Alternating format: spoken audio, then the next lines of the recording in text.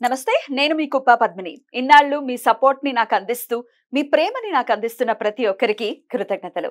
ఇప్పుడు చూడబోతున్న ఈ వీడియో కూడా ఖచ్చితంగా మీకు ఉపయోగపడుతుంది. లైక్, షేర్ అండ్ సబ్స్క్రైబ్ చేసి మీ ఇష్టాన్ని అలాగే మీ సపోర్ట్ ని నాకు అందించండి. అలాగే ఈ వీడియో పట్ల మీ అభిప్రాయాన్ని కమెంట్ సెక్షన్ లో కమెంట్ చేసి నాకు తెలియజేయండి.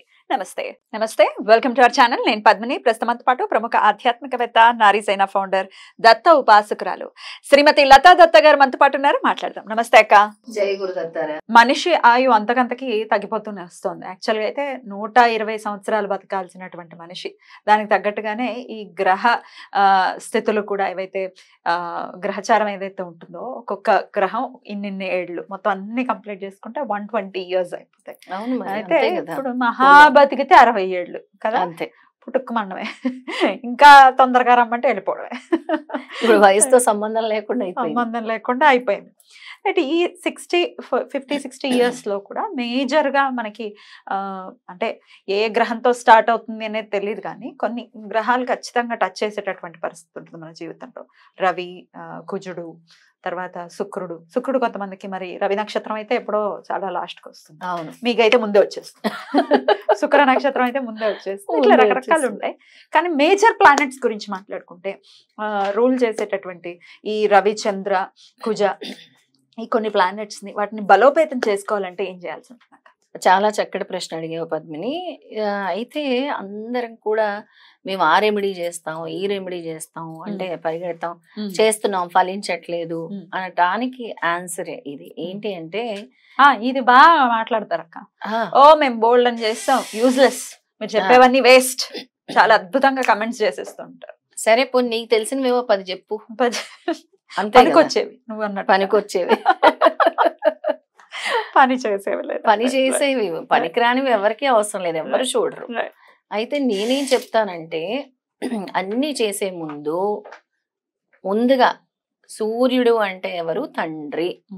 నీ ఇంట్లోని నీ కన్న తండ్రికి నువ్వు మర్యాద ఇస్తున్నావా లేదా, రెస్పెక్ట్ ఇస్తున్నావా లేదా, ఆయనకి పాద నమస్కారం చేస్తున్నావా లేదా? చేస్తేనే నీ రవి గ్రహం అనుకూలిస్తుంది. అది చేయకుండా నువ్వు ఎన్ని చేసినా, రవిగ్రహము బాగుండాలి, అనుకూలించాలని నువ్వు ఎన్ని చేసినా కూడా, అక్కడికి పరిగెత్తినా కూడా, నీ తండ్రిని నువ్వు సంతృప్తి పరచకపోతే రవిగ్రహం నీకు అనుకూలించదు.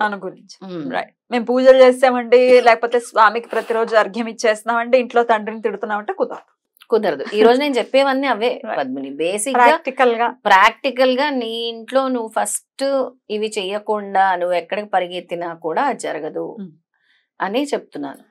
తర్వాత అలాగే మాకు ఆ ప్రాబ్లం ఉంది, స్ట్రెస్ ప్రాబ్లం ఉంది, యాంగ్జైటీ ప్రాబ్లం ఉంది, డిప్రెషన్ ఉంది, వర్క్ లోడ్ ఉంది, అన్నీ ఉన్నాయి.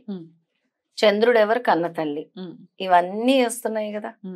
అంటే ఇవన్నీ దేని వల్ల వస్తున్నాయి? చంద్రగ్రహం వల్ల వస్తున్నాయి. చంద్రగ్రహము గనక నీకు అనుకూలించాలంటే ముందుగా తల్లికి నువ్వు సరిగ్గా చూసుకోవాలి.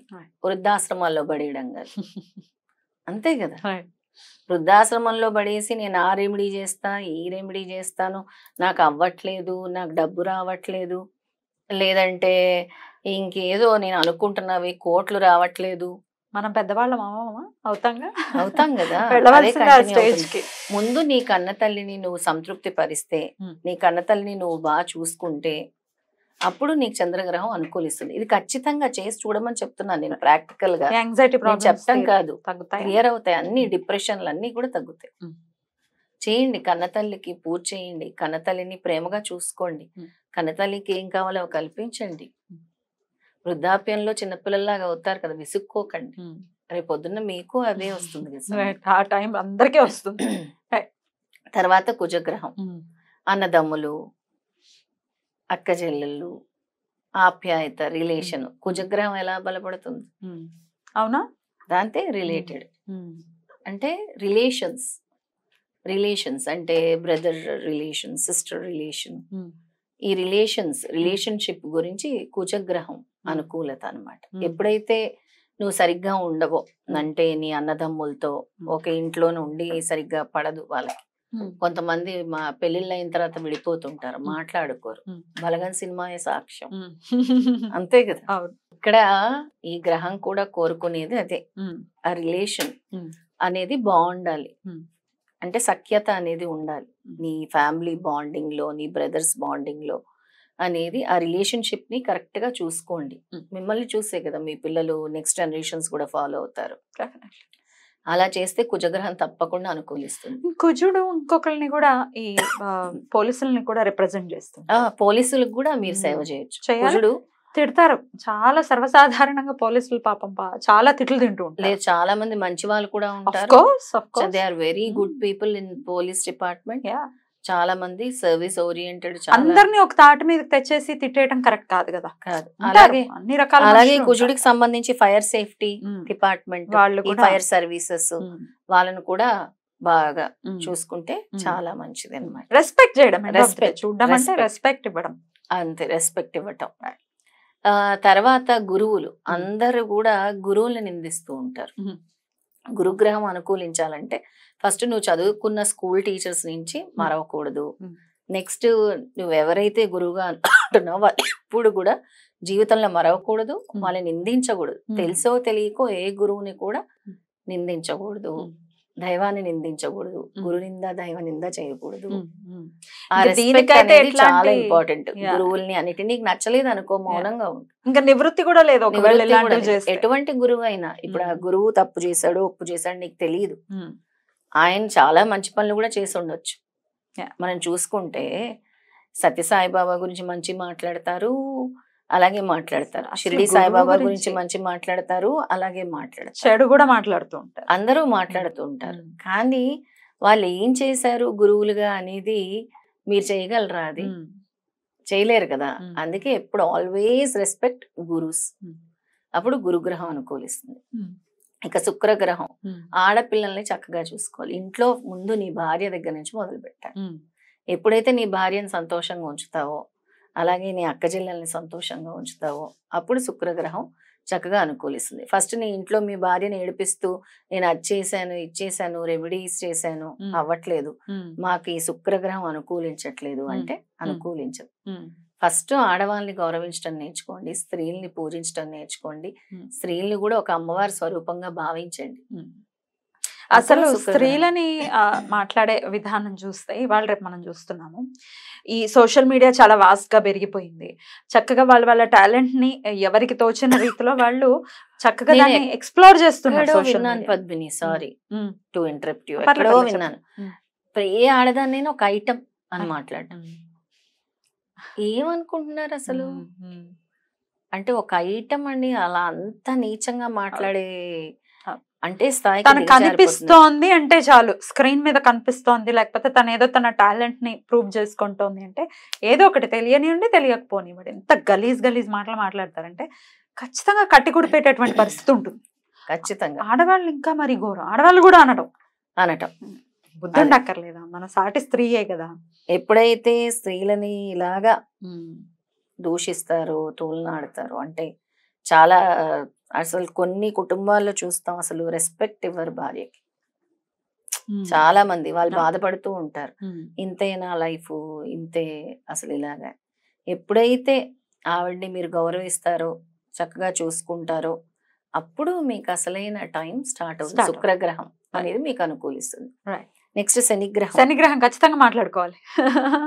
అందరూ మన కింద పనిచేసే వర్కర్స్ అందరూ ఎవరైతే ఉంటారో వర్క్ చేస్తారు కదా, మెయిడ్స్ అవ్వచ్చు, పని వాళ్ళు అవ్వచ్చు, వాళ్ళని కూడా ఫ్రంట్ లైన్ వారియర్స్ గా మన ఈ జిహెచ్ఎంసి వర్కర్స్ అవ్వచ్చు, ఎటువంటి వర్కర్స్ అయినా అన్ని మన వీళ్ళు కూడా అదే పారిశుద్ధ కార్మికులు అవ్వచ్చు, ఊడ్చే వాళ్ళు అవ్వచ్చు, స్వీపర్స్ అవ్వచ్చు, ఎవ్రీవన్ అన్ని కేటగిరీస్ లో వర్క్ చేసే వాళ్ళకి కూడా కష్టపడి పనిచేసే వాళ్ళని కూడా గౌరవించుకోవాలి. మనము వాళ్ళ కష్టాన్ని కూడా గుర్తించాలి, వాళ్ళని కూడా మర్యాదగా చూసుకోవాలి. అప్పుడే శని భగవానుడు అనుగ్రహిస్తాడు. పని వాళ్ళని అసలు టేక్ ఇట్ ఫర్ గ్రాంటెడ్ గా తీసుకుంటూ ఉంటారు, చాలా గ్రాంటెడ్. నువ్వు చేసుకోలేని పని చేసి పెడుతున్నారు, ఇంకా చాలా మర్యాదగా చూడాలి. అవును కదా, నువ్వు చేసుకోగలవా? పాకిదొడ్లు నువ్వు కడుక్కోగలవా? కడుక్కోలేవు. వాళ్ళు చేసి పెడుతున్నారు అంటే ఎంత రెస్పెక్ట్ చేయాలి. అవును, అసలు మేము డబ్బులు ఇస్తున్నాము, మేము కొనేసుకున్నాం, ఎంత పాపం అది. అదే అహంకారము. అప్పుడు అస్సలు శని భగవానుడు క్షమించడు. డెఫినెట్లీ మనకు క్లియర్ గా ఇది శాస్త్రమే చెప్తుంది. అంతెందుకు ఈ అవగాహన మీలో రానంత వరకు మీరు ఎన్ని రెమెడీస్ చేసినా వేస్ట్ అని చెప్తాను. డెఫినెట్లీ అదే మనకి కమెంట్స్ కూడా వస్తూ ఉంటాయి కదా అక్క, ఇన్ని రెమెడీస్ చెప్పేస్తున్నారు పని చేయట్లేదు అని, అంటే ఇక్కడేపో లోపాలు చేస్తాం. ఇలాంటి లోపాలన్నీ అందుకే నేను చెప్తున్నాను ప్రత్యేకంగా.